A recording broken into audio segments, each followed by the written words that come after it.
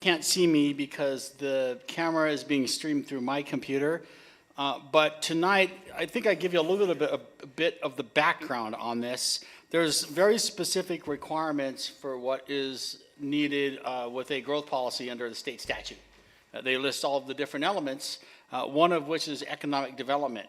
And there's some pretty specific requirements that talk about studying the workforce, looking at existing and proposed uses, what kind of infrastructure is necessary, what's the present and future market demand. It's pretty technical. It's a little beyond our expertise. So we hired a consultant, GSBS Consultants, to do this. They, if I can remember correctly, they started in June, but she can correct me if I'm wrong. They've had many individual meetings with property or with stakeholders. They've flown out here twice. So they've had meetings with individual business owners. They've had a few group meetings, and they're getting close to having their final report to us. That final report, we hope, you'll be looking at it next month in May, just the draft, so we can have your comments. Hopefully we'll have the goals and the policies and the objectives ready to go on that. But that document will basically be what is the framework of the economic development section of the growth policy. So we'll be leaning heavily on that and summarizing it with an outline. So with that, any questions before I turn it over to Christine? All right, Christine, you're up. Thank you, Alan, and it's a pleasure to be here. Can you hear me okay? Just want to share my screen. Tonight we're going to go through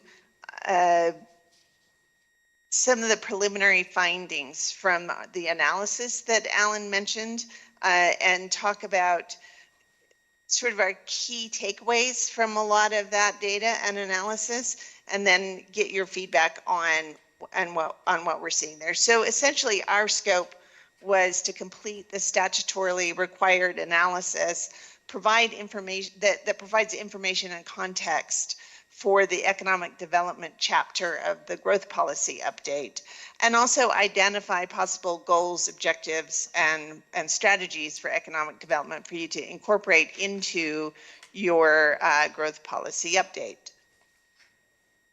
So the requirements in state statute, this is a summary, this isn't the specific statutory language, but it's to assess the existing and potential enterprises, including the types of sites and supporting services needed by the different types of businesses in Whitefish now and contemplated to be in Whitefish in the future. We also are required to summarize job composition and trends, assess the extent to which local characteristics support or constrain existing and potential enterprises, inventory sites within the jurisdiction to meet the economic development needs of Whitefish, assess the adequacy of local facilities and services to support existing and potential enterprises, as well as assess the financial feasibility of supporting anticipated economic growth in the jurisdiction. So we've spent the last several months digging into the data and information to help us, meet those statutory requirements, but also get a really good picture of where Whitefish is today, where it's been in the past, and where it could be in the future. So to that end, we've reviewed existing data, and our data sources include city sources, the U.S. Census and their resources, the Bureau of Labor Statistics, the Bureau of Economic Advisors, as well as the state of Montana and other sites, some of which are proprietary. We also have reviewed current growth projections that are published for the state, for each jurisdiction in the state. We've also reviewed all of the existing plans that Whitefish has put together, not just land use plans, but also services plans for water and sewer and so forth. We've had, as Helen mentioned, a lot of stakeholder interviews, and our stakeholder interviews have included local business owners, local residents, other non-governmental or governmental organizations that are interested in or have a role in what goes on in Whitefish, as well as the fire chief, the police chief, the director of your public utility services, so that we could get a comprehensive picture of what the current level of service and the impact that growth, the change, economic development based change might have on those services.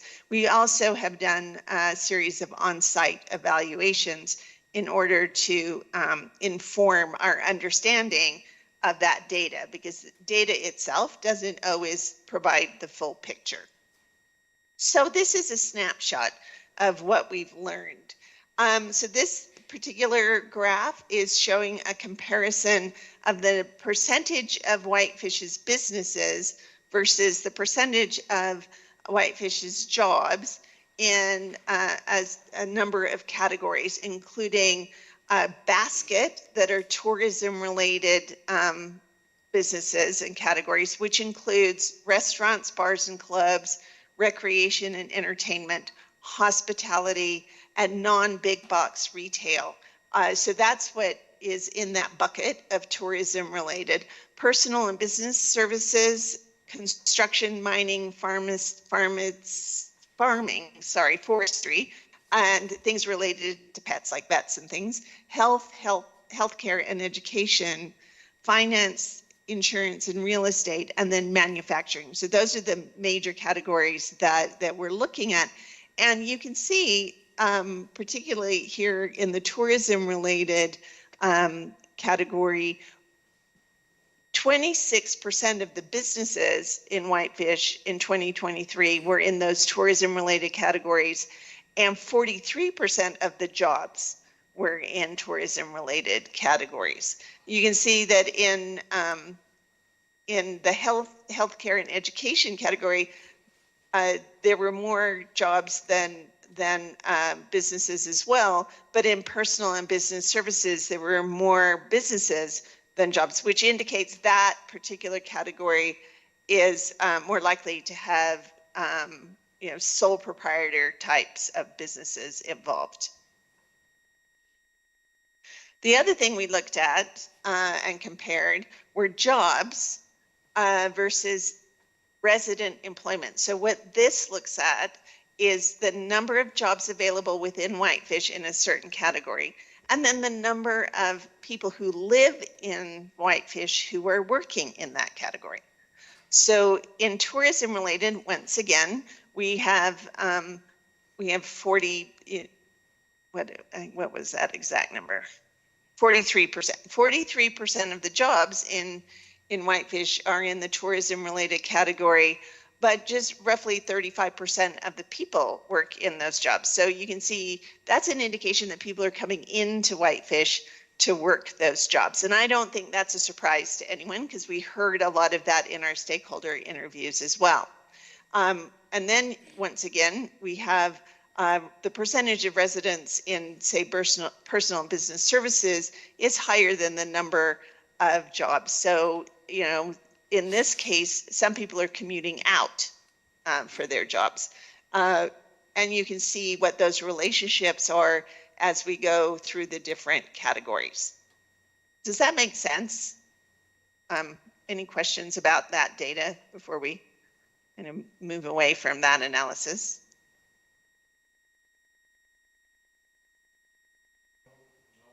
Okay.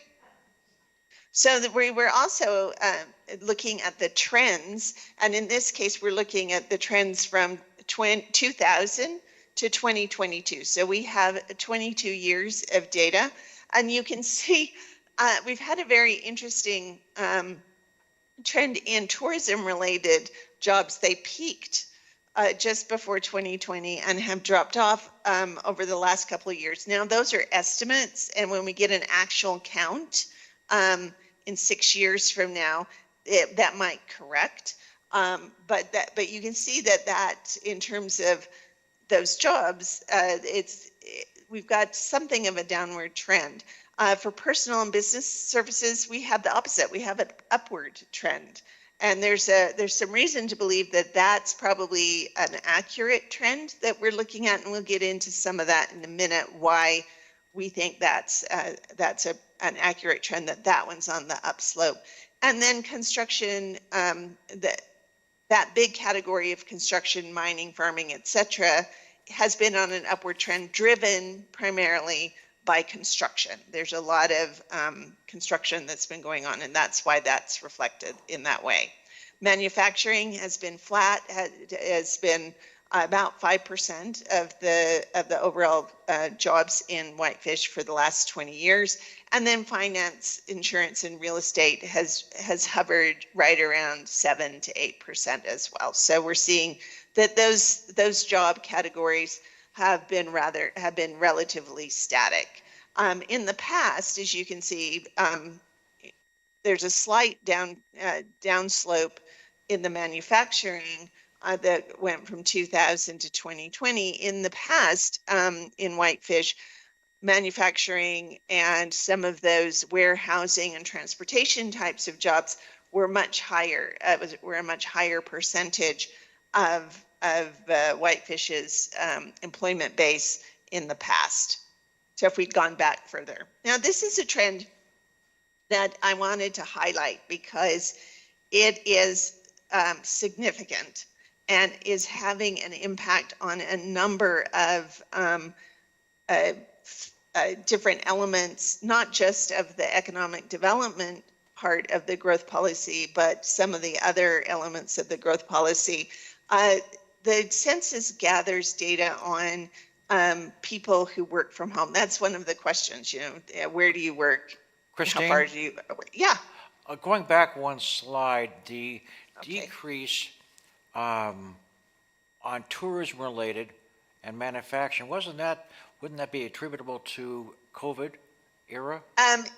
Yeah, well, yes. Now, we think that it's rebound, at least for tourism related, that it's probably rebounded. The problem with the reason that 2022 is an estimate is that they take a look at immediate trends and they're just sort of continuing the trend instead of looking at actual data. So it's showing a downward trend when we believe, and I think based on what you're experiencing there in Whitefish, it's probably flat or going up a little bit. So I'm not really confident in that line from 2020 to 2022 because it's reflecting the COVID impact, but showing it as ongoing when in reality there's been some recovery. Yeah, does that make sense? Would that hold true for the manufacturing area?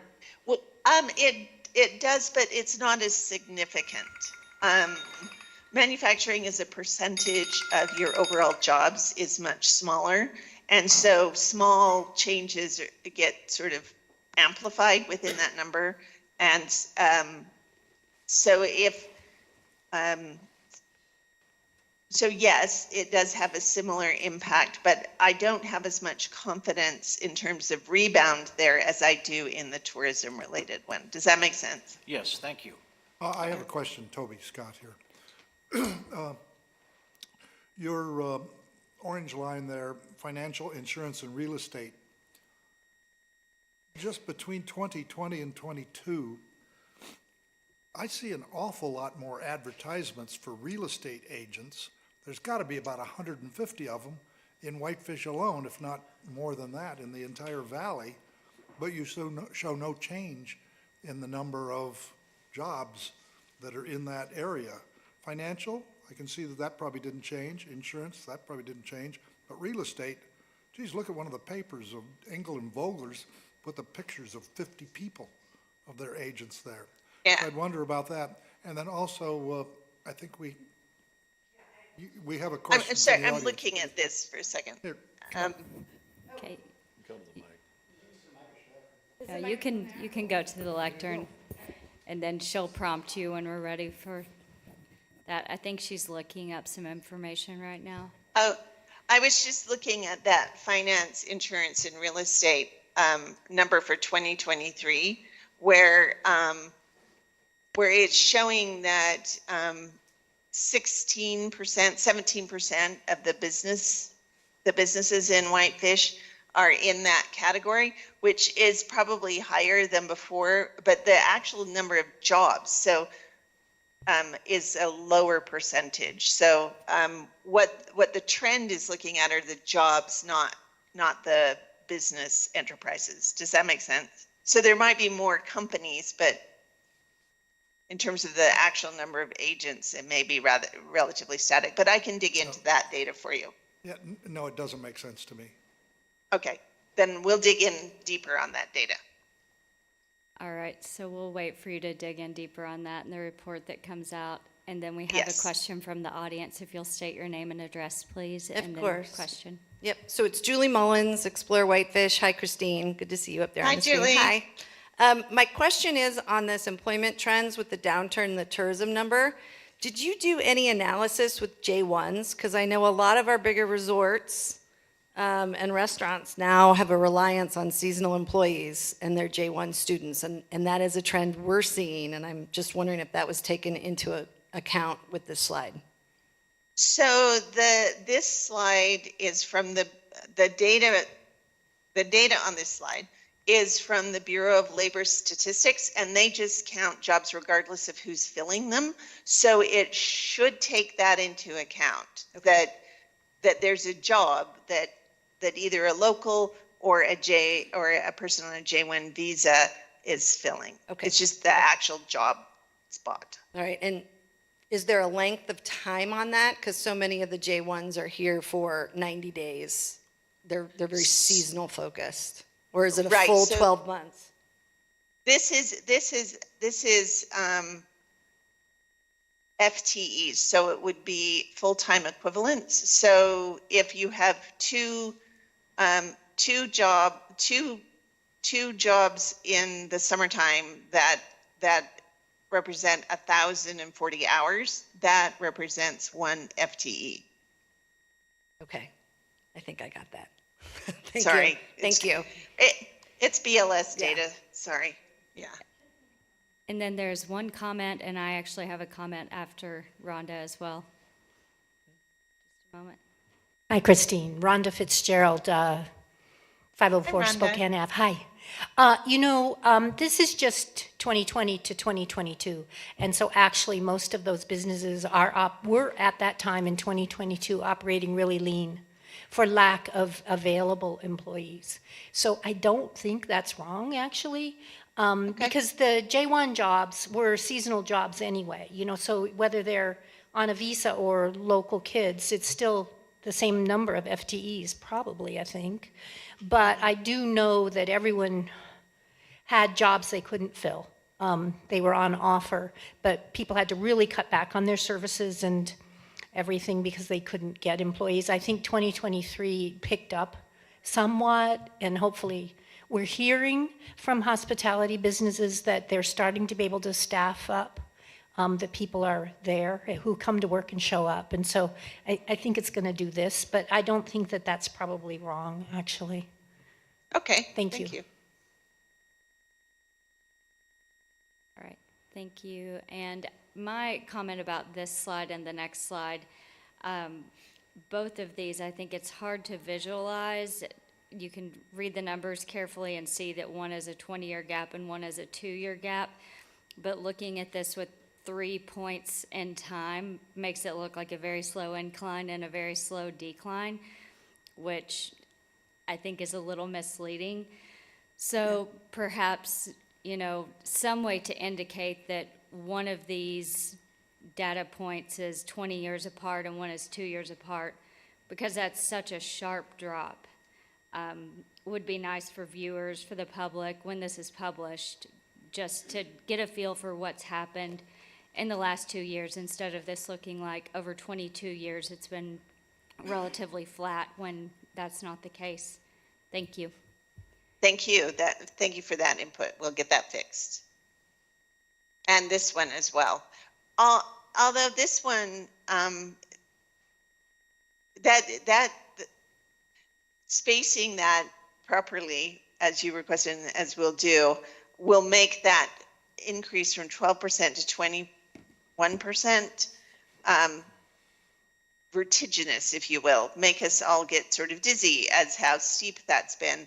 That the work from home percentage has gone from 6% in 2000 and 2010. It was a relatively constant, stable number, and then doubled over the 10-year period from 2010 to 2020, and then almost doubled again in the 2 years from 2020 to 2022. Now, whether or not over the 6 years between now and the next census, that drops back down or flattens out, we don't know.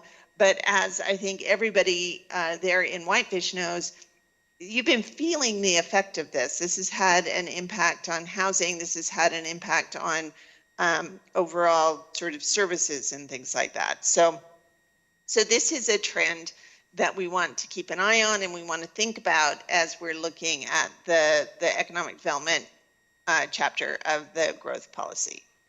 So I mentioned that and a number of other factors has affected housing. And this is not the housing chapter of the growth policy, but housing does have an impact and has a role in economic development. It has an impact on businesses' ability to recruit workers. It has an impact on businesses' decisions to locate in Whitefish, whether or not they can find workers that can live close to home. And it also has an impact on sustainability factors in terms of the commute times and things like that. So we can see that the blended sort of annual average increase in median rent from 2010 to 2022. So this is smoothing it out over those 12 years. Is about 5% per year, which is really, it's quite high in terms of the median rent, and the median owner-occupied housing value has kept pace with that, about 5% per year. So it's been something that came up in most of our stakeholder discussions. The fact that cost of housing has increased significantly. The other factor in that is, household incomes have not kept pace with that. Median household income has gone up an average of 4% per year. So, a little below that, it's created a crunch. At the same time, mean household income has gone up on average by 7% per year. And the reason that, you've probably heard, median household income is usually what we quote and what we talk about because it represents that midpoint between, the number of households below and the number of households above. It gives us a really good feel for what that middle point might be. We also look at the average or the mean, because if it's close to what the median is, that means we have a pretty normal bell-shaped curve in the distribution of incomes. If the mean household income is significantly higher than the median, it means we're skewed to the left. So there are more households that are in the lower half than in the upper half, but the upper half households have so much higher incomes that it's skewing the median. Does that make sense? So what we're seeing is some income disparity, which is also showing up in the housing market in Whitefish. We also, so that's, the supply or the supply side of housing. We wanted to look at, what people are making within Whitefish, whether the jobs that are offered right in Whitefish, where they fall in terms of wages. And so then of the number of jobs in Whitefish, about 1/3 of them pay below $1,250 a month, which if you were a single income household, you could afford a rent or mortgage payment of $375, which would be very difficult to find. About a third are in sort of that mid-range that could afford a 688 rent or mortgage. And then about a third are above 3,333 a month, which could afford rents or mortgage of $1,000 or more per month. Now, when we look at the supply of housing, it's hard to find housing in those lower amounts. So the jobs, one third of the jobs, it's going to be very hard for them to find housing within Whitefish. Is the key takeaway from that data. So any questions about that before we talk about sites? Because the next data point I wanted to address. Okay, we have one question. Go ahead. Do you have any information on how many wage earners on the average are there per household? Well, your average household size is a little bit over 2. And so, it's hard to know, I will get that data for you. Most households have 2, based on my initial thought, but I'll need to look that up. I don't have that off the top of my head. Will that be included in your report? Yes, it will be included in my report. It's actually in my report. It's just not in my key takeaways for tonight. I'm sorry. Okay. Speak up, Alan. Yeah. Christine, this is Alan. We've already had this discussion, but I'm still struggling with what you had for the median and the mean home prices here in Whitefish being 600,000. Are you sure that number is accurate? I mean, I've talked to some real estate agents and I've gotten way higher numbers than that. I mean, Flathead County, the median home price is 600,000. I'm struggling with that number. For someone that Right. tried to buy a house, could barely afford one in Kalispell, you can't even find a house in Kalispell for 600,000 almost. So this is the data source that we've used here. We looked at that and we agree that's probably low.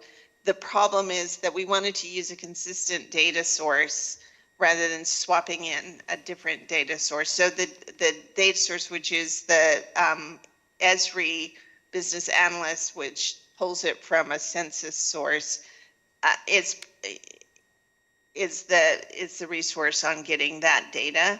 We can what we can do is put up some analysis related to the other data sources that would show that as higher. Yeah, I think Northwest Montana Association of Realtors has like a lot better information in regard to rents and home prices. They're the ones that are actually finding the houses and selling them. Right. And we can talk about the pros and cons of some of the data sources. I mean, part of it is not everything gets listed. And so, yeah. So we'll work that out. We'll work that through. We have a question from the audience as well. Rhonda, come on up. Christine, it's Rhonda Fitzgerald. Rhonda. Hi. So Luke, we work on the housing committee, the city's housing committee, with a completely different set of numbers. And I'm finding this unbelievably confusing because it's like 2 different universes here. And we have a whole set of numbers that we are working with that are based on valid data. And I just don't think it's useful in our growth policy to have numbers we all know are wrong when we have a vetted set of numbers that we've been working on with for years. Frankly, I think it just completely confuses the issue.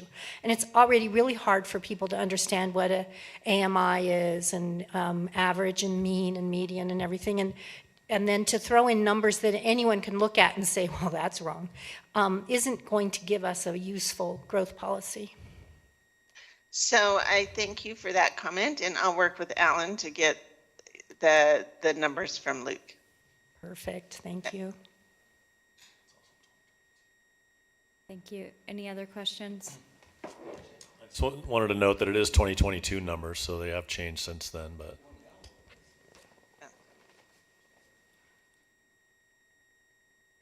All right, Christine, back to you.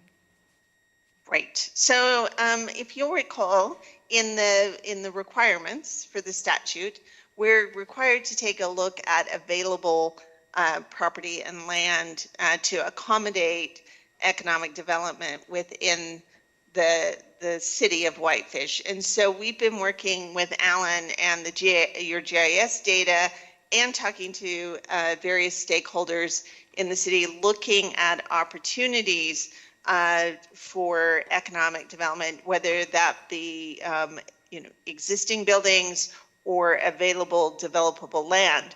And as we've been talking to people and as we've been doing the analysis, there are two sort of themes that are evolving out of the analysis we've been doing. One is the desire to diversify the economic base and bring in some additional economic categories to help broaden the Whitefish's economic base. So we'll be thinking about and identifying opportunities for or properties that represent opportunities to do that, to host that diverse type of business. And we can talk about what those are in just a few minutes.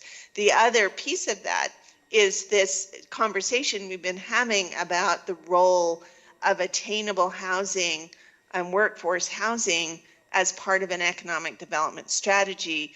I think regardless of the specifics of the numbers, everyone would agree that there is a need for attainable housing for the workforce and for other people in, well, for everybody in Whitefish. And so finding the opportunities for that type of housing to be built and available to current and future Whitefish residents is another piece of what we want to look at, because we may be thinking that a parcel would be perfect for an innovation center or a shared work area, but it also is in the competition for affordable housing or for new housing in the community. So we have been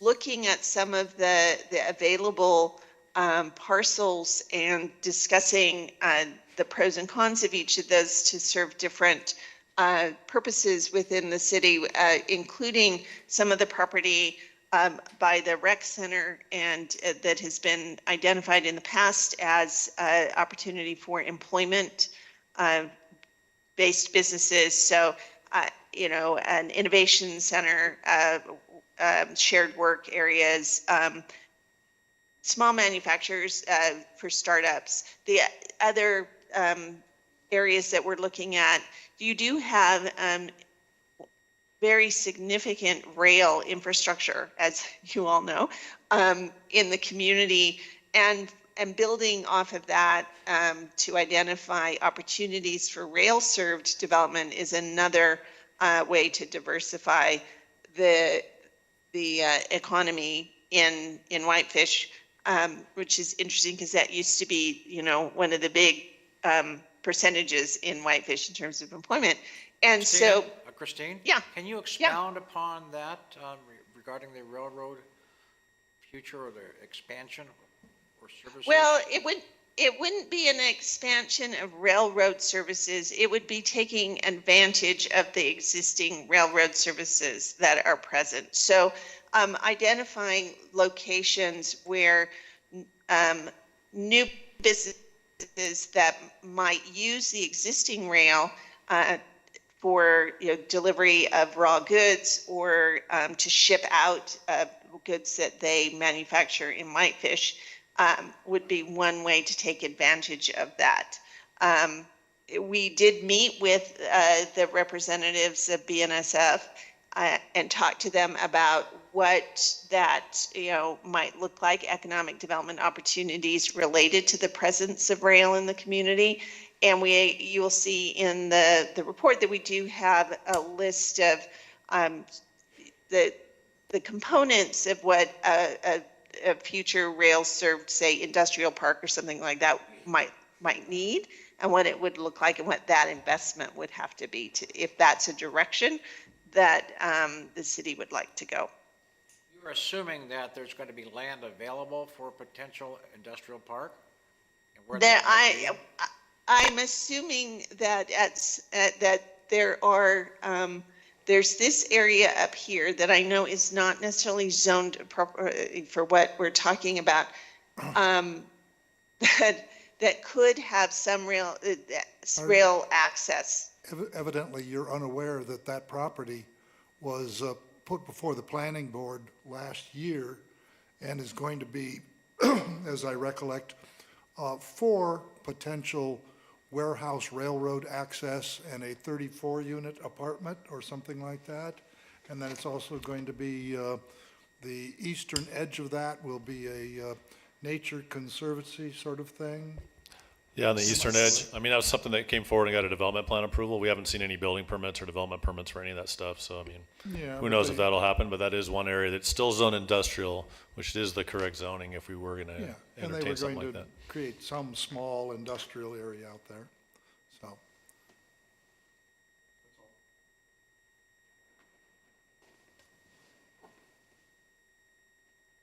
All right, we can move along, and we have about probably 15 more minutes before we'll take a break before our regularly scheduled meeting. So just to give everybody kind of a time check.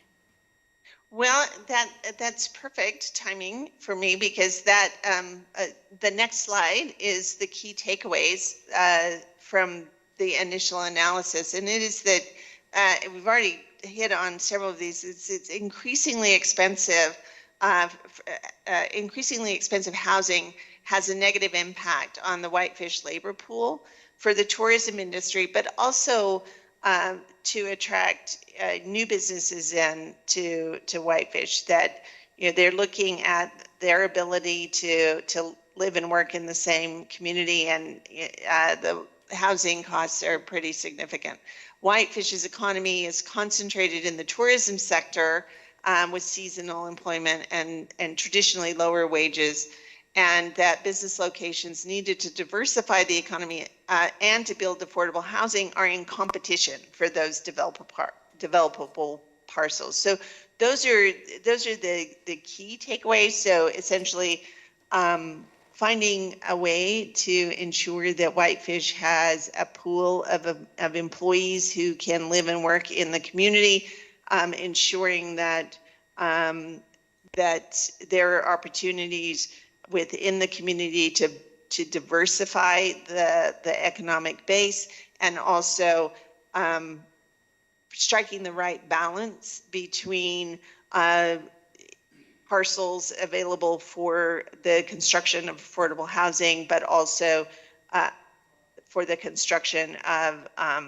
employment-based businesses. And some of those opportunities for diversification include food, farm-to-table and food-based businesses.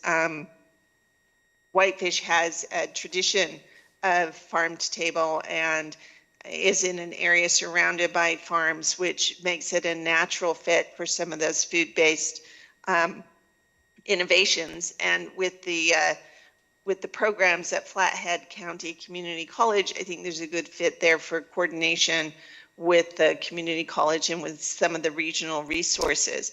That's one of the directions that have come up as part of our discussions with stakeholders. Others include other types of innovation, medical innovation, building off of the presence of the hospital and their resources is another opportunity there, as well as taking advantage of a lot of the new work from home population that is in Whitefish, There are a lot of innovators that are part of that community. Finding opportunities for them to get together and work together is another way to build off of existing resources within the community. So those are the key takeaways that we've identified so far and that you'll see in the report. Any questions for anybody? All right, Alan, do you want to wrap us up here, or? Sure. I was just going to comment. I think one thing that's kind of unique is, or I'm not sure if the unique is the right word, but when we use this word attainable housing or affordable housing, we're usually thinking about service workers, right? But here, when we're talking about attainable housing, we're talking about middle class and professional level. I know that just a couple of weeks ago, the city council had to authorize the city manager to be able to live outside Whitefish because she couldn't find housing here. Your long-range planner couldn't find housing here. So, it's not service workers, it's middle class and professional level workers. With that, Christine, so I'm understanding that we're going to have the report next week. That'll give us some time to digest it. I'll talk to you about how revisions or changes that could be made.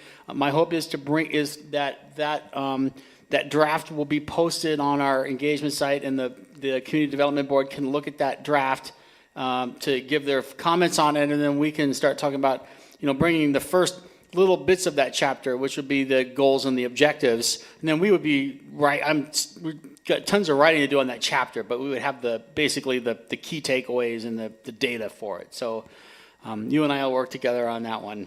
But with that, I don't have anything else, Chair. All right, thank you, Christine. Thank you. That will bring our growth policy meeting to a close. Oh, Thank you. Go ahead, Reminding me. Alan. Well, thanks for reminding me, Dave. I've got economic development on my brain. So we do have 4 upcoming visioning sessions. Dave, thank you for reminding me about that. I totally spaced that. Let me pull that up. But if you remember, in February 21st and 22nd, we had some kind of overall general visioning sessions. And now we are sort of dialing it down to more specific areas, and we're particularly talking about quadrants. If you look on the Vision White Page site, you will see that there's a flyer now, and I'm trying to get it to work. Let's see. There it is. But we're going to be having 4 upcoming sessions, and these are geographically located. So what we're saying to the community is, if you live in one of these 4 segments, then we invite you to come and talk about. We'll be talking about community character. What are your favorite places? What are your least favorite places? Where the improvements need to be, kind of exercises with mapping exercises. I would invite, and almost I would say implore or possibly beg, the Community Development Board to find one of these quadrants where you live and please attend, and certainly we could use help. The first one will be next Thursday, the 25th at 6 p.m. at the Grouse Mountain Lodge, and that would be what you see in green there all along the west side of the lake. The results of this visioning, I hope, we'll be able to bring some of that to you at the June work session with maybe some draft ideas of a vision statement. But remember, the limited staffing, we'll be going through all these maps and trying to compile all this data. So there's a lot to do here. But thanks. I totally would have forgotten that, Dave. Thanks for reminding me. At Grouse Mountain, is that going to be in their big ballroom or one of the convention? No, it's in the main convention center area. They break it down into 2 rooms. So it's when you go into Grouse Mountain, on the first door on the left, it says convention center, wherever it's in there. There'll be a little A-frame sign telling you where to go. It's the west side of the building. Yeah, west side of the building. Anything else, Dave? You had a staff report too. I don't know if you covered everything in there, but the memo that you put Yeah, no, I think that's everything. all right, so now we will conclude our growth policy meeting, work session, and we'll take about 10 minutes and meet back here at 6 for the next meeting. Thank you all.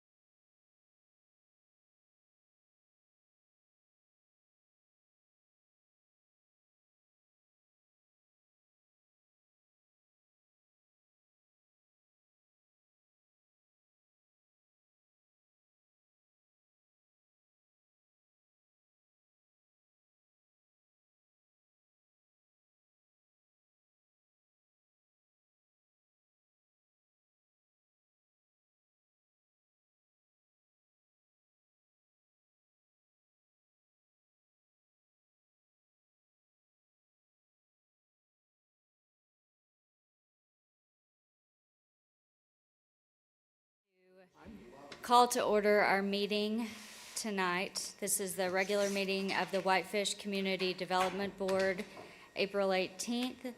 And first off, we're going to ask for any agenda changes.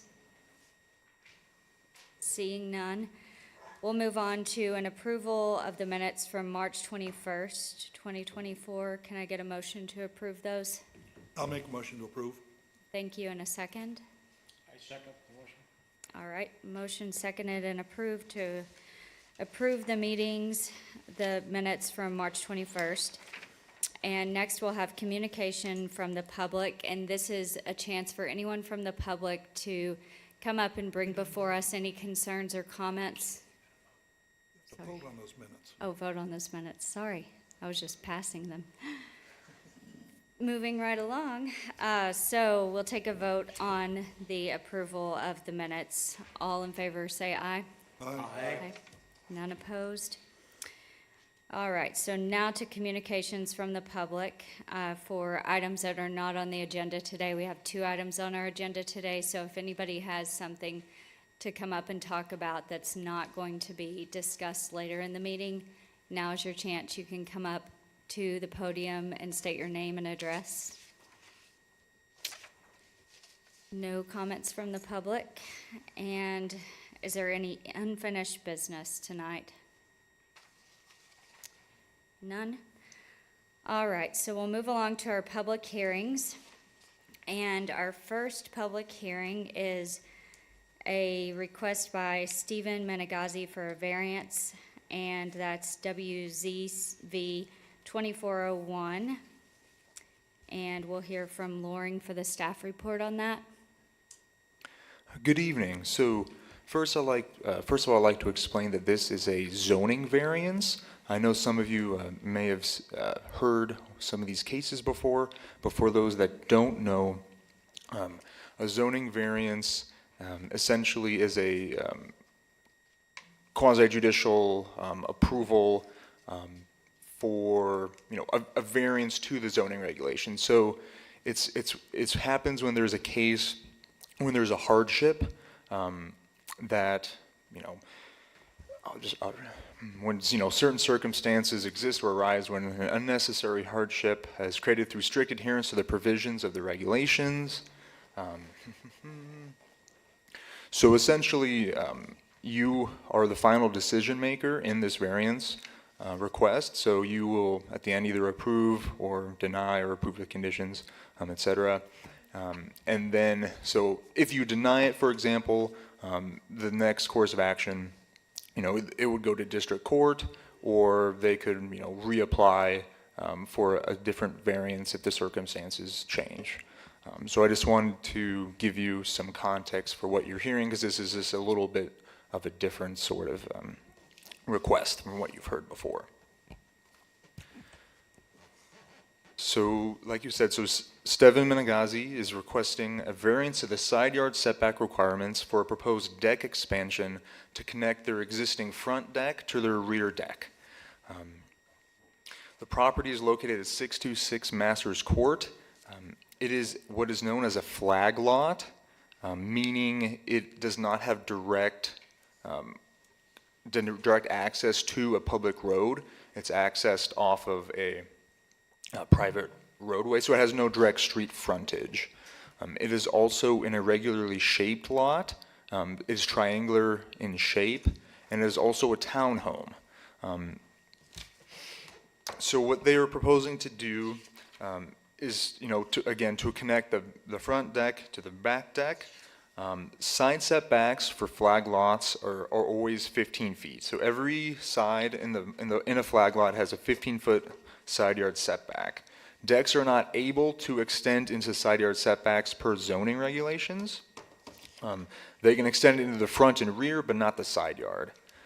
So the proposed deck would wrap around the side and connect to the deck. The existing deck, as well as what is being proposed, would be encroaching 6 feet 4 inches into the setback. The existing deck is 8 foot 8 inches from the property line. So the proposed deck would not have any structural components in the utility easement, and would be cantilevered to avoid any structure in the utility easement. The applicant has obtained permission from Northwestern Energy to encroach into the utility easement.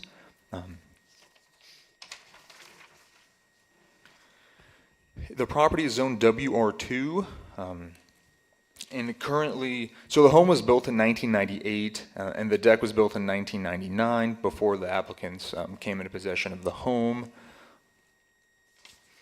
Currently, the rear deck is encroaching approximately 40 square feet into the setback.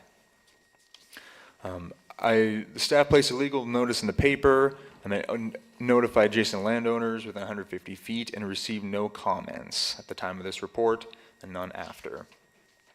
So with the variance request, there are strict criteria outlined in the code, and so I'm going to report my findings on these criteria.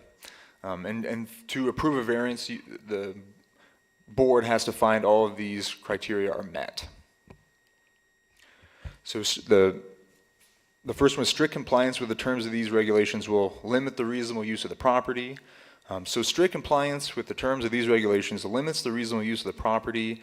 A 15-foot side yard setback on an irregularly shaped lot greatly limits the usable area on the property, and then complying with the side setbacks does not allow for any practical connection between the front and rear deck.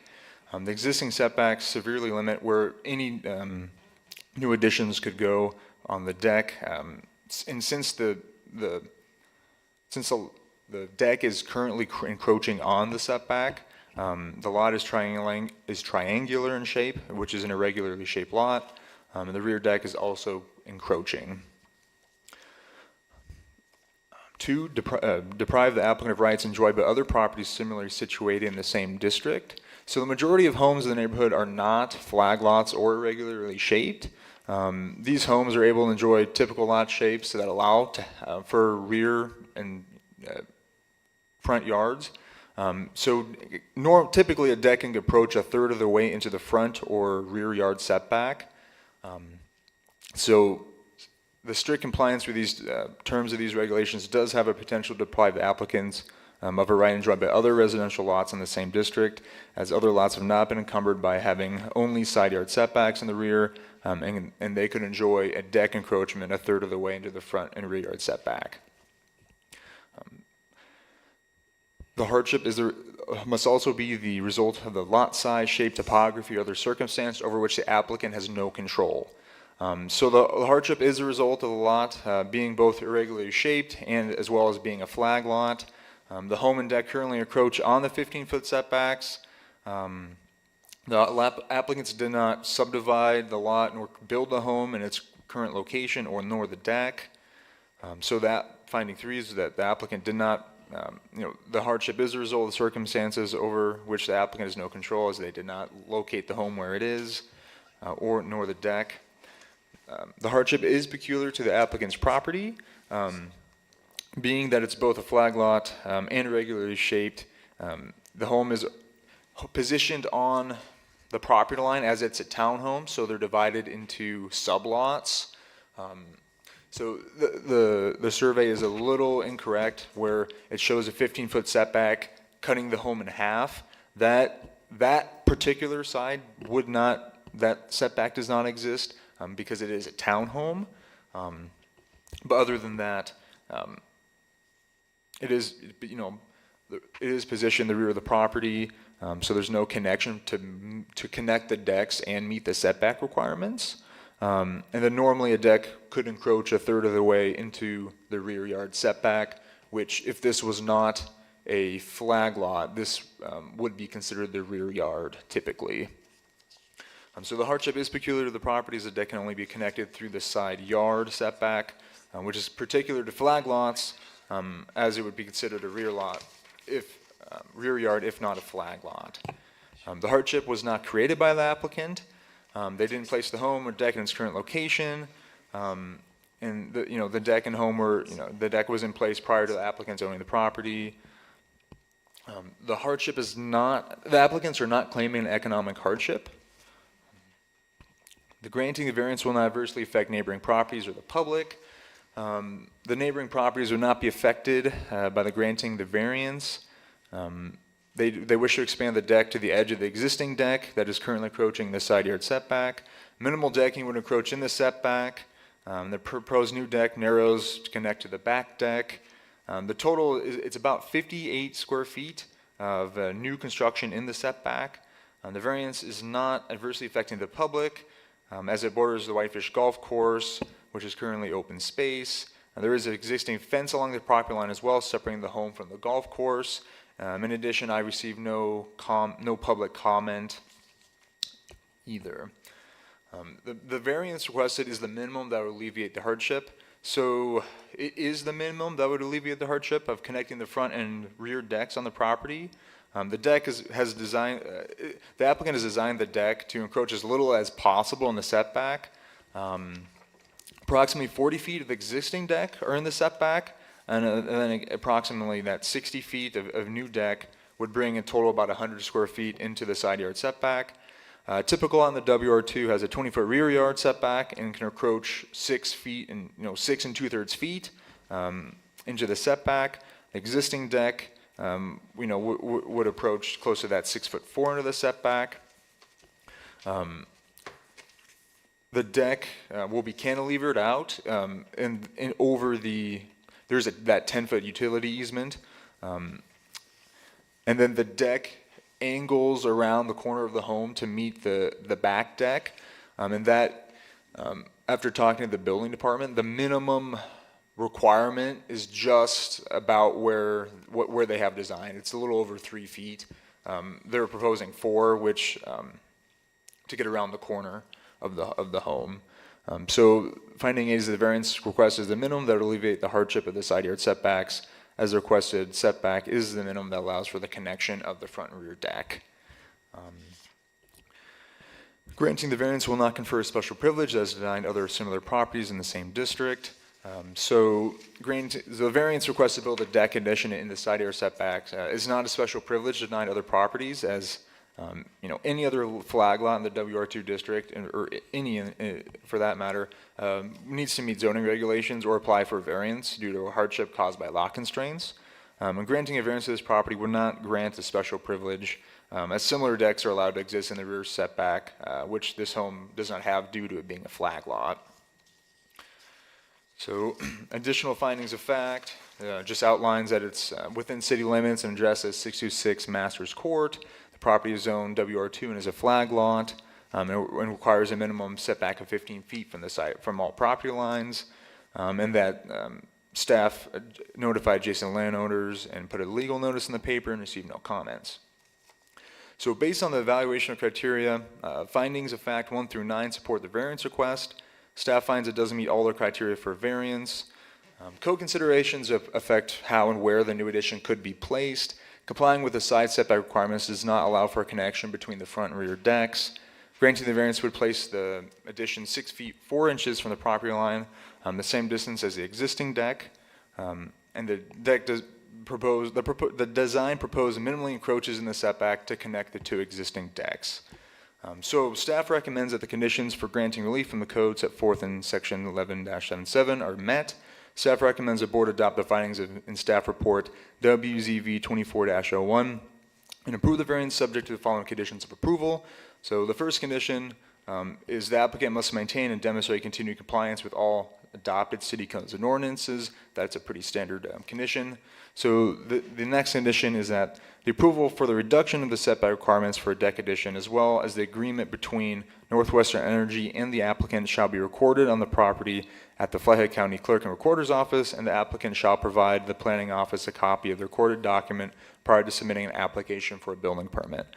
So what that means is typically you if approved, you have to record a variance with the county, but this requirement will also require them to record the agreement with Northwestern Energy, so that it would stay with the property and show that Northwestern Energy is okay with having their a deck in that 10-foot utility easement. The side setback for the side deck addition is allowed to match existing deck setback of 8 feet 8 inches from the property line. So now I open up to questions. Isn't going on. Any questions for staff? All right, no questions.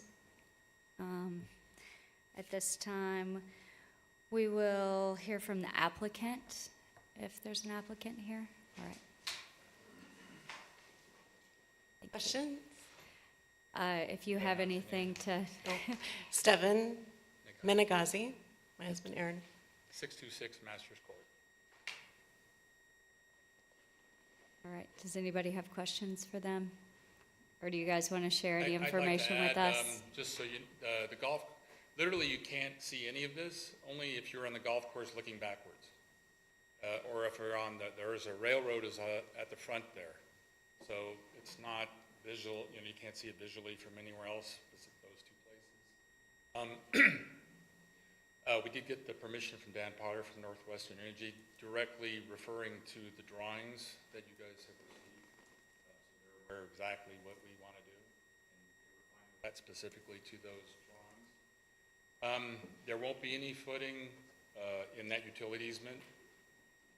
We would have to have something in the setback area. That's part of the variance. Obviously, the deck would come out as cantilevered. There's already one in that utility easement at the back corner there.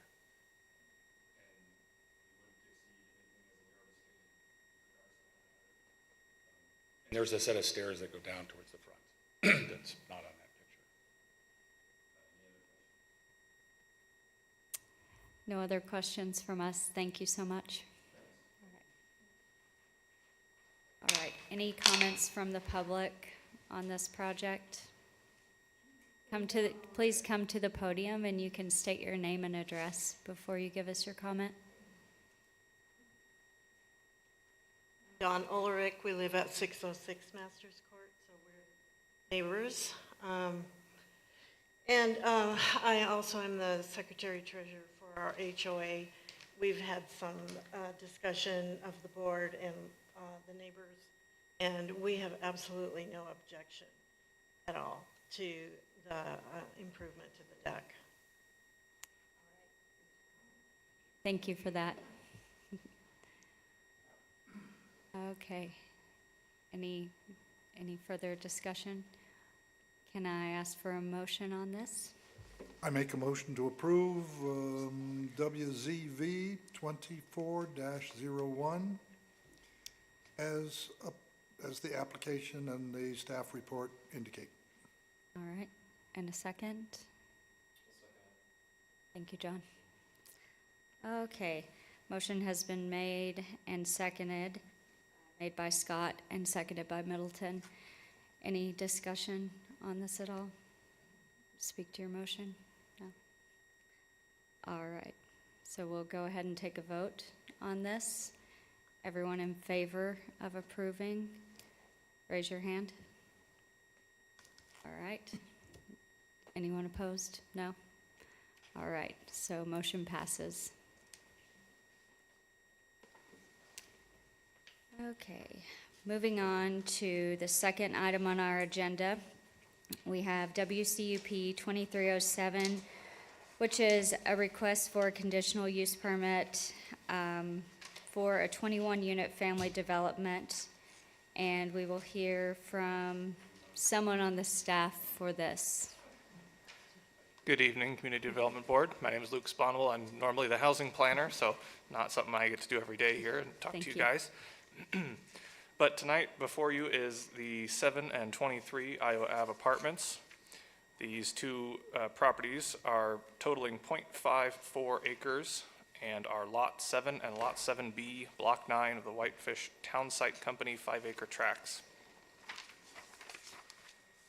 As you've mentioned, this is an application for a 21-unit multifamily building with a proposed plan including 3 one-bedroom units, 6 two-bedroom units, and 12 studio units, with a density of 38.89 dwelling units per acre. Edgewood Place is along the south of the project, and Iowa Ave is to the west. Both streets are existing public streets. However, sidewalks and boulevards only exist along Edgewood Place today. The applicant is proposing, along with this project, a frontage improvement along Iowa Avenue, including a curb, gutter, boulevard, street trees, and sidewalk.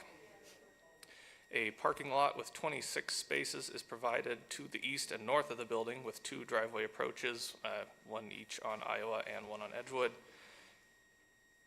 And the applicant is also proposing to opt into the incentive, the Legacy Home Incentive Program, and are utilizing the increased density bonus, so that allows for a 20% increase in density on the project.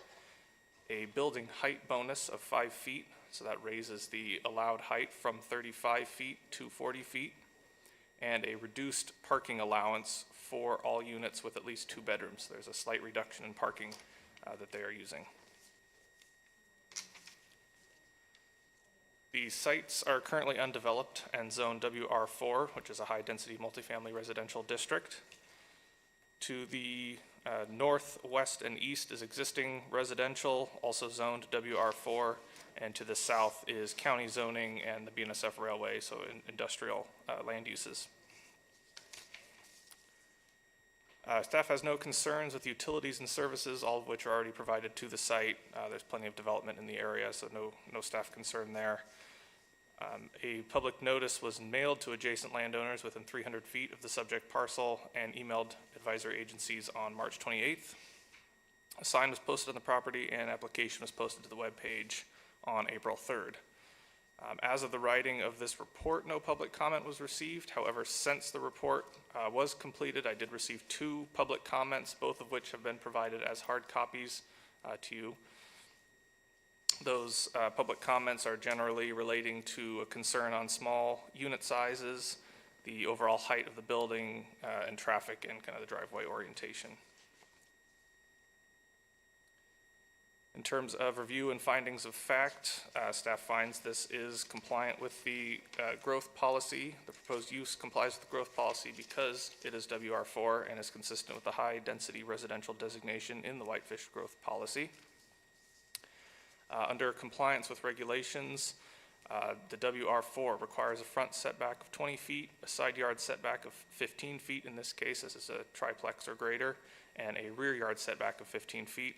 The structure as proposed is meeting those setbacks and will be confirmed again at time of building permit.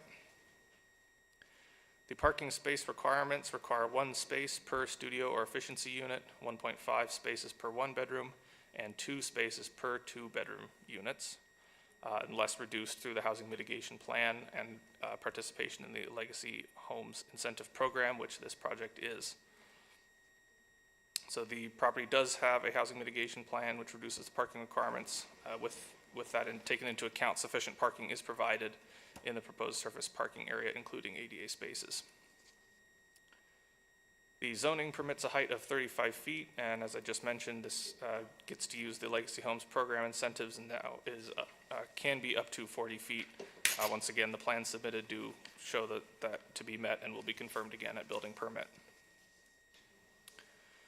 Lot coverage, there's a maximum building lot coverage of 40%. This can also be higher through the participation in Legacy Homes Program. The site, once again, project is meeting this as proposed and will be confirmed again at time of building permit. So with the project complying with the zoning regulations, because all zoning standards are being met either now or with conditions of approval, or be confirmed again at time of building permit.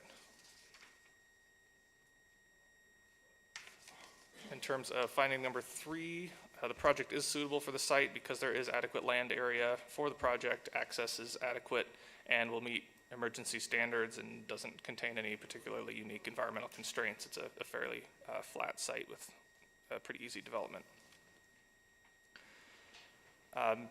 Parking location is pretty good, as I mentioned, and the proper number of spaces are provided. Traffic circulation is pretty simple. We have some very decent access right out onto Iowa and Edgewood, both of which are existing streets. 10% open space is provided. You can see that on the site plan, specifically areas just to the east of the building, kind of the main entrances, included some areas of fire pits, bike racks, some seat walls, and some other elements like that. So staff is satisfied with their open space. Fencing is not required on this project, however, a vegetative buffer is proposed adjacent to the parking lot, which is required for screening along the north and east property lines, which the applicant has proposed. And in general, other landscaping plans will be proposed in more detail on the building plans, but a tree protection plan which identifies mature trees to be protected has been submitted. A note from the Parks Department is there is a particularly large crabapple tree that does exist to the southwest corner of the lot, and they do require a fee in lieu of the removal of that tree. That is contained in the conditions, and I'll speak to that again in a moment. A low-level monument sign is proposed. We have no real concerns with that. We'll check that again at building permit. The signage must comply with the city's sign regulations for a residential district. And so with that, the site plan proposed for the proposed use has effectively dealt with design issues because it has addressed issues surrounding parking, traffic circulation, and any additional details will be confirmed again at time of building permit. Finding number 5, public utilities and services are available and adequate to serve the development because municipal water and sewer are available. Response times for police and fire are not anticipated to be negatively affected. Frontage improvements will be made to Iowa Avenue, and a fee for the street tree removal on Edgewood Place will be made, and property has adequate access to both Edgewood Place and Iowa Avenue. Finding number 6, the proposed development has considered the neighborhood and community impact because traffic impacts can be handled on the existing roads, and negative impacts of noise, dust, smoke, odor, and other environmental nuisances are not expected to be beyond current impacts. Part of the submittal did include a note on the traffic study because this falls, it's an estimated traffic gain of 142 vehicles per day, which is under the 200 vehicle trips per day, which requires a TIS, so there's no formal TIS included. We do find the traffic impact therefore is minimal, and the applicants can speak more to that if there's any questions. And finally, finding number 7, this project is compatible with the neighborhood and community because the applicant considered the location of the new buildings and relationship to neighboring buildings, and the scale and mass of the proposed structure will not overwhelm the neighborhood. With that, it is recommended that the Whitefish Community Development Board adopt the findings of fact within staff report WCUP 23-07, and that this conditional use permit be recommended for approval to the Whitefish City Council, subject to the following conditions. Most of these conditions are very standard for this type of development.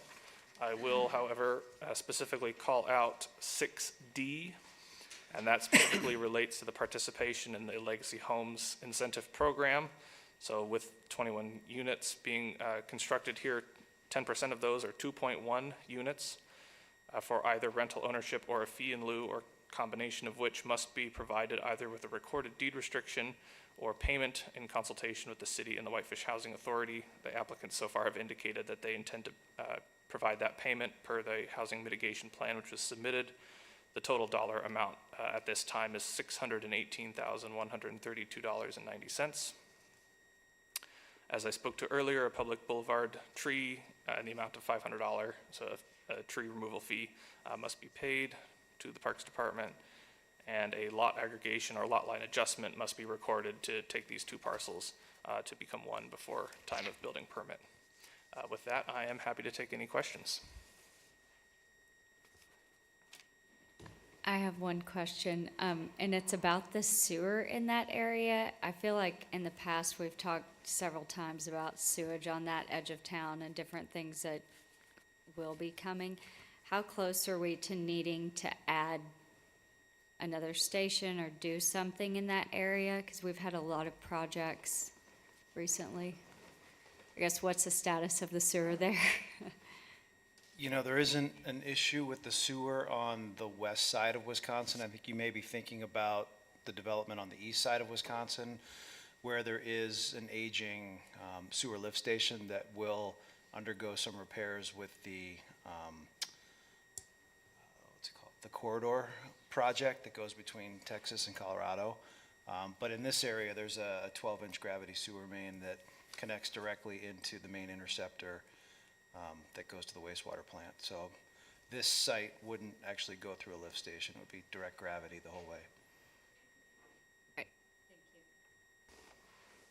Thank you. John? One of the comment letters says that for 12 units, the size will be 419 square feet, and for 3 units, 537 square feet. Is that correct? Yes, I believe so. That is what they called out in the plans. Okay. Ben? Luke, the only thing that stuck out to me in this application is in the housing mitigation plan, it talks about paying a cash in lieu as opposed to providing the units, which I thought was a curious choice, and I thought the program was trying to discourage that. So I was curious if you knew why that would be. Sorry, but are you asking why the applicants specifically are choosing, or why we're accepting that in terms of units? Both, I guess. I guess I'll let the applicants speak to their end of that. In terms of the city, I think we would like the units very much, but in some extent that there is some other limitations in terms of just what we're willing to, or what we can get. And it's not necessarily require one way or the other, because this program was written obviously to accept both. John? I had the same question as Ben. Okay. Thank you. Excellent. All right, any further questions for staff? Okay, is applicant present?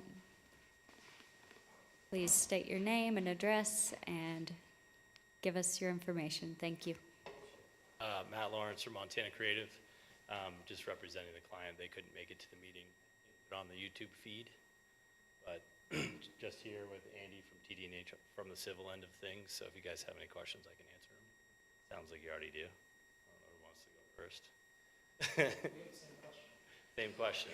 Okay. One of you can rephrase or re-ask that question for the representative. Yeah, I guess I'm just curious about the choice to provide cash in lieu as opposed to the actual housing units themselves. I wish I had a definitive answer. All I can tell you is that when we originally did this project, that was their intent, was to deed units. At the end, they decided cash in lieu, but kind of told me to write both. So I don't know if they've made a final decision. I think at this point, with what's going on with their group, they're just trying to see if they can do this density on this property and make everything work. And then make final decisions from there. So I know they talked about both, though.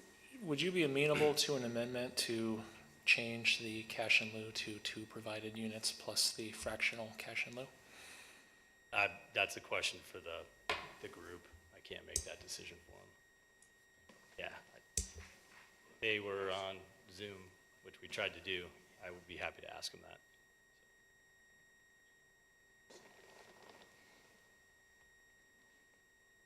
John, go ahead.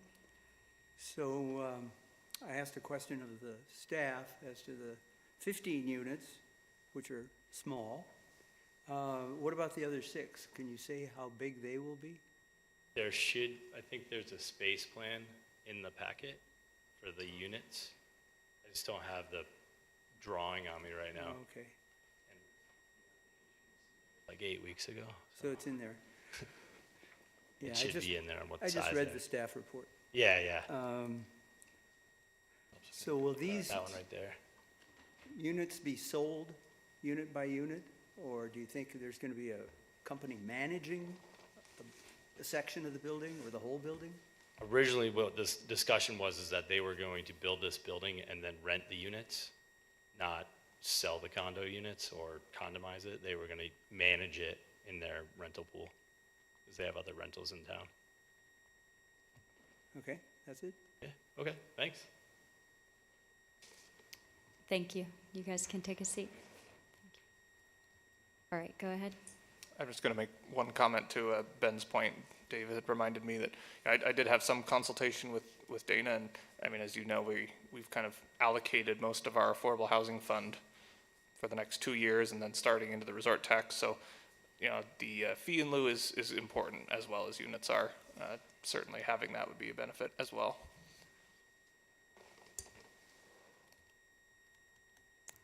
All right, so we'll ask for a motion at this point, and then we can go from there. Unless we don't have the option of public comment online, do we right now? No, okay. So we'll close public comment before it ever began. And look for a motion on this. I'll make a motion that we approve WCUP 23-07 as presented in the staff report, including the conditions therein. Do we have a second? Second that. All right, seconded by Phil Boland. Motion made by Toby Scott. Any discussion on this? Well, I'll make a little comment on it in that the two letters saying we don't want it here, they weren't paying attention 5 years ago when the 54-unit apartment went up on Skiles that backed up to half of Iowa Avenue. And at that time, at the end of the meeting, I said, your whole street is zoned R4. If you don't like it and don't want another apartment building, change your zoning, which obviously they didn't. And then the other aspect about this one is I think this is a great thing, and as far as the height and the location of the multi-unit, it's right next to the Alpenglow apartments, and we're gonna put another set of apartments next to them. So as far as it being out of context with the neighborhood, it's a little bit of a stretch for me. So that's why I'm in favor, and I'm voting for it. Thank you, Toby. Anyone else wish to comment on this? Discuss? Ben? May I offer a friendly amendment? Yes, you may. Let me see if I can do this. I would move to add a condition that the legacy homes, the housing mitigation plan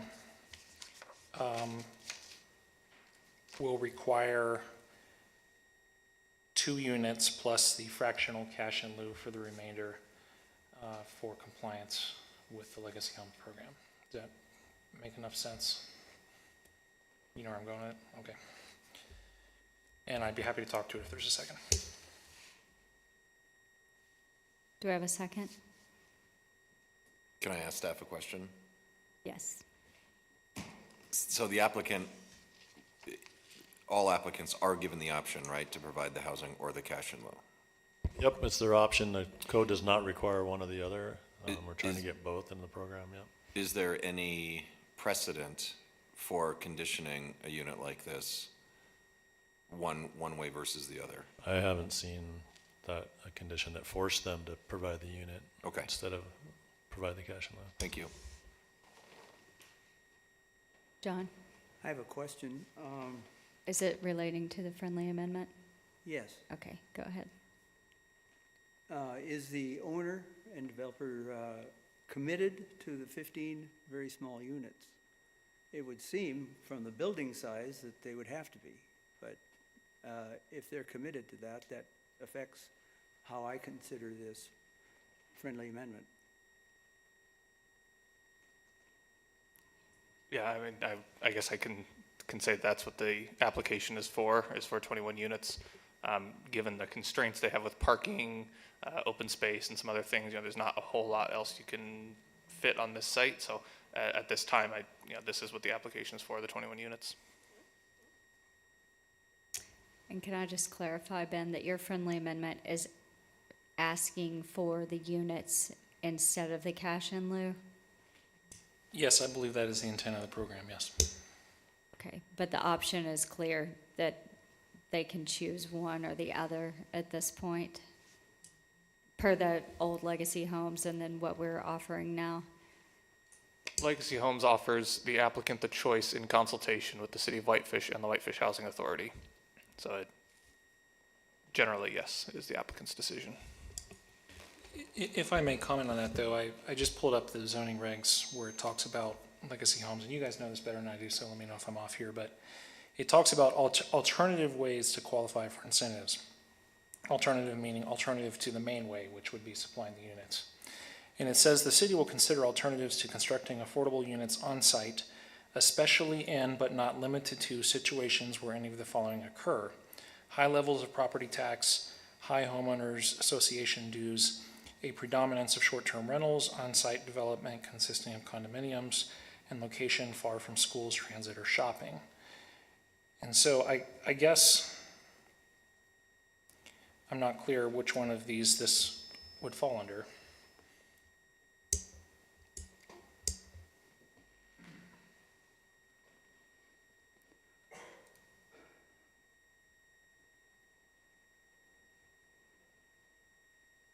So I'll comment while staff is looking or trying to describe what that might best fall under. This does seem to be the perfect spot to have 2 units with public access. It's definitely an infill. Property taxes are what they are. Yeah, I agree that the units rather than cash in lieu would be very nice at this point. So I think I will vote for this friendly amendment. Because it does make sense that this is why we're in this position, looking at the conditions and able to apply conditions and give these concessions based on the Legacy Home Program. So thank you for that, Ben. Staff, do you have anything to add on Ben's comment? I will make a quick note. I do agree with Ben there that is stated in certain places. I would also point you to 4.3 in the Legacy Homes admin procedures, which also states the city will consider all options in any combination in order to provide affordable housing for our community. I do think there are some sections that do state a preference for the on-site housing, but at the same time, not necessarily a strong preference.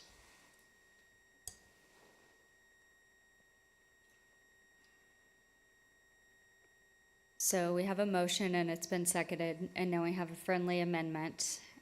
And the friendly amendment has not had a second, or has? Has not. All right. So would anyone like to second the friendly amendment at this point? Do we need to have it reread? Potentially? Can you read that back to us, the language of the friendly amendment? So I have a friendly amendment to add a condition that the to modify the housing mitigation plan to require that 2 units are provided as deed restricted units and to pay a cash in lieu for the remainder 0.1 unit. Okay, I will second that friendly amendment. Thank you for seconding. I just would offer my perspective on this. As years ago, I helped write this, and I mean, at the end of the day, the community is looking for affordable housing units. That's the goal, right? And I think that the cash in lieu exists, and there's nothing wrong with doing cash in lieu in certain circumstances, but it has to be understood that the community doesn't need money, we need units. And units can be used to, or money can be used to build units down the road, but that takes years, it's expensive, and, you know, no offense to anybody here or myself in government, but the private sector is better at building than the government is. And so I think it is optimal for projects to provide the affordable housing units. I think that's the intent of the program. It was when we wrote it, and I think that the cash in lieu and other alternatives are there for design flexibility in the event that on-site affordable housing units are inappropriate for some reason.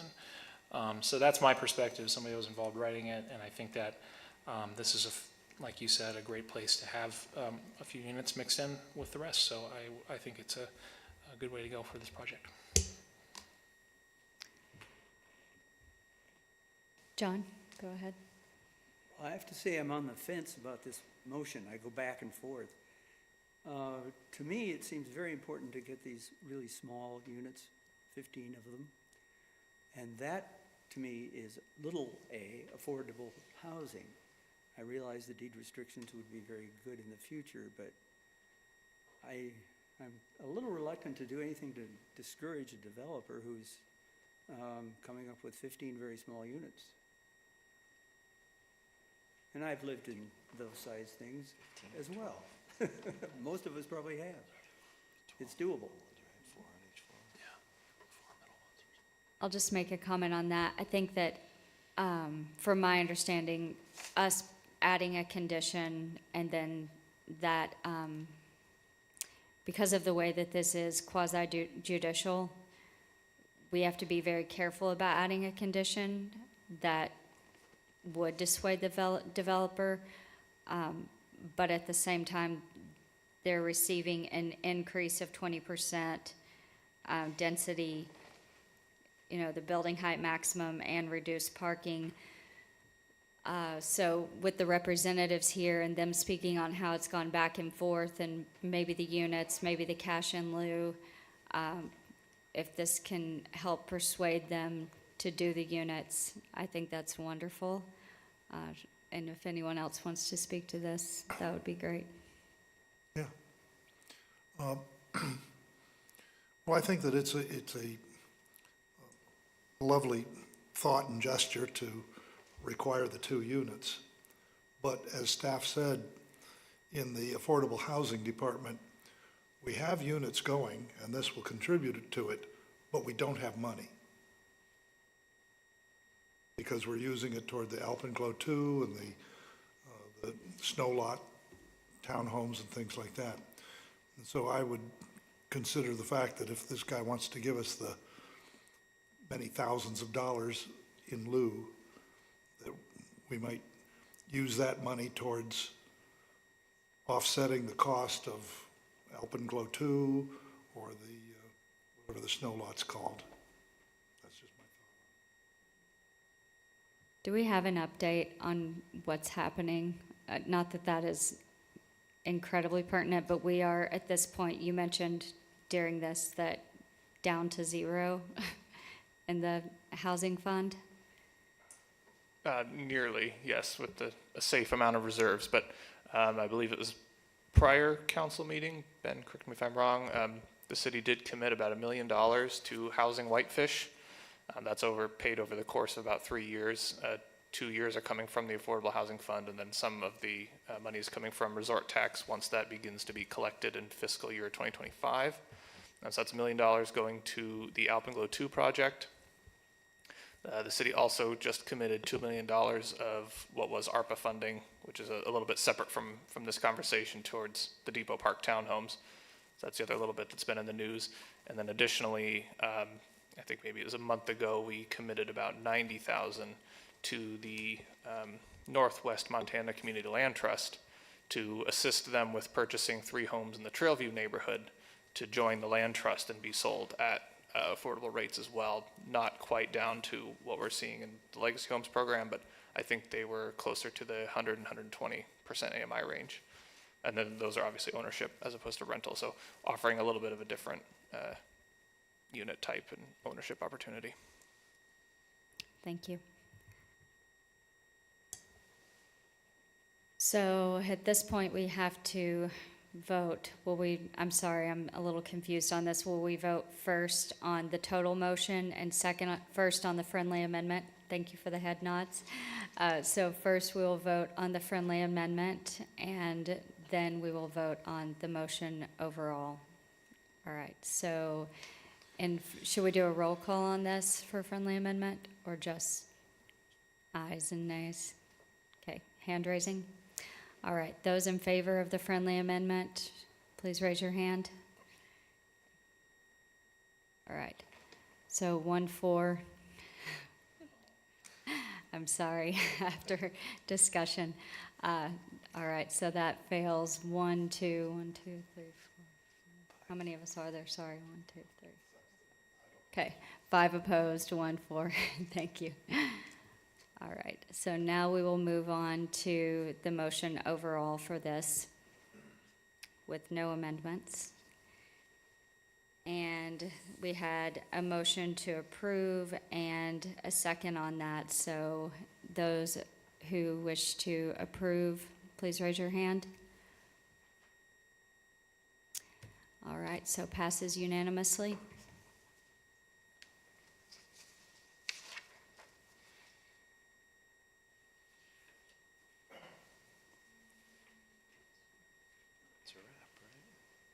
So that concludes our 2 public hearings tonight.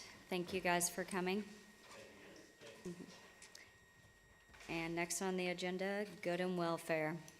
Anyone having anything good or well to say, speak now. Well, the first is matters from the board, so I don't know if you guys have anything. Oh, I don't have that. Oh, anybody matters from the board? Seeing none, matters from staff? Just once again, a reminder about next Thursday night, Grouse Mountain Lodge, our first of 4 visiting sessions. I know Ellen already talked about it, but hopefully we'll get a good turnout from the public, and this will be kind of, focused on different areas of the neighborhoods, and that's all we have. So just one other thing, we did, have our short-term rental specialist get hired, and she's diligently working on snooping out all the non-compliant short-term rentals. The majority of your wish are ones that are in zones that allow it, but they just haven't continued their registration, and they're not paying resort tax, and so there's quite a few of those out there that she's working on. But anyway, just going to give you an update on that. And also, I just wanted to mention that the visioning session next Thursday at Grouse Mountain Lodge, you don't have to live in that zone. As members of the CDB, we should attend if possible, just to be there to answer questions. Yeah, for sure. I mean, and the more you guys that come, because it could be a bunch of tables. There's only going to be a few of us there, depending on how many people. It's nice to have some facilitators at the tables that can kind of help people answer questions and talk about it. So yeah, you can certainly come to all of them, or at least certainly the ones that are in your particular quadrant of the city. Yeah. Alan seems like a one-man army, but he's just one man.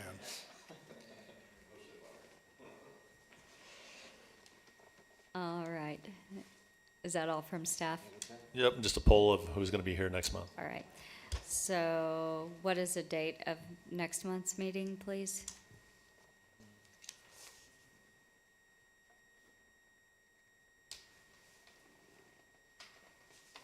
Be May 16th.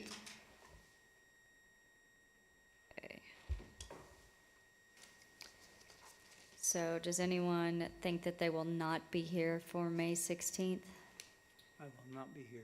John Heberling will be absent. Does anyone know about Steve or, is that it?